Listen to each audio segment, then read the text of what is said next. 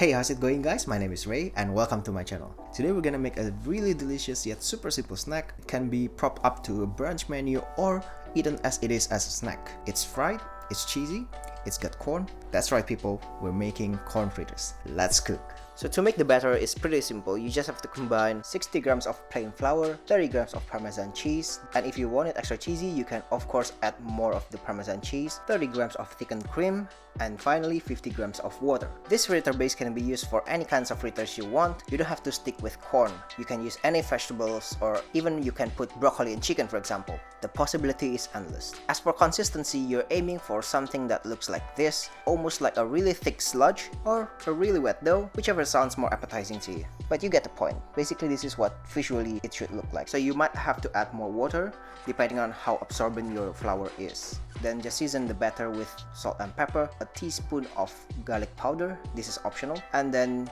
from there on you can start adding all the fillings. I'm using some spring onions and of course the main ingredient, 150 grams of corn. Then just give it a good mix and your final batter should look something like this. You should be able to form it into a ball like so, almost like a meatball mixture.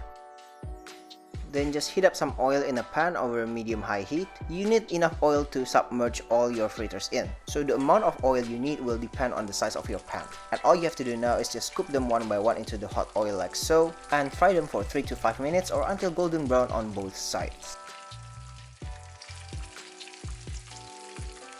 And if you don't have enough oil for deep frying, you can just turn your fritters over once one side is already golden brown like so. It also helps to turn down the heat halfway through the cooking process to prevent the fritters from getting too brown. And once your fritter is already golden brown on both sides, just take it out of the hot oil and put it onto a wire rack like so to let it cool down slightly and get rid of excess oil.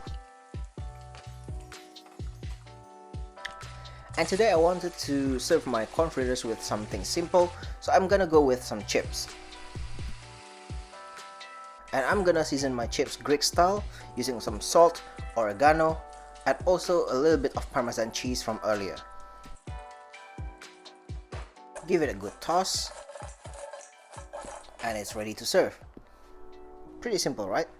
Now for the sauce, I want something smoky, something spicy, and something creamy. So that's why I'm gonna make some spicy mayo. And I'm gonna do that by combining 2 tablespoons of mayo with about 1 teaspoon of the Blair's hot sauce. This hot sauce is really hot, so I'm just gonna use a little bit. But yeah, that's basically it for the sauce. You can use any hot sauce you like. You don't have to use the one I'm using because this is pretty spicy, so it might not be for everyone. So finally, just arrange your fritters on a plate nicely.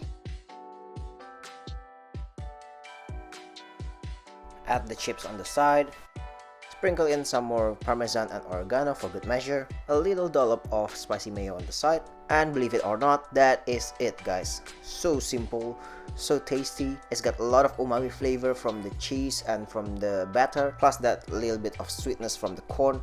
This is just a perfect snack guys. And if you did this recipe right, the outside should be crispy like this and the inside should be soft and a little bit gooey from the Parmesan cheese with heaps of corn kernel running through it. Now let me give this a try. I'm just gonna dip it with a little bit of that spicy mayo over there. And that's a good bite guys. I mean, that's really good.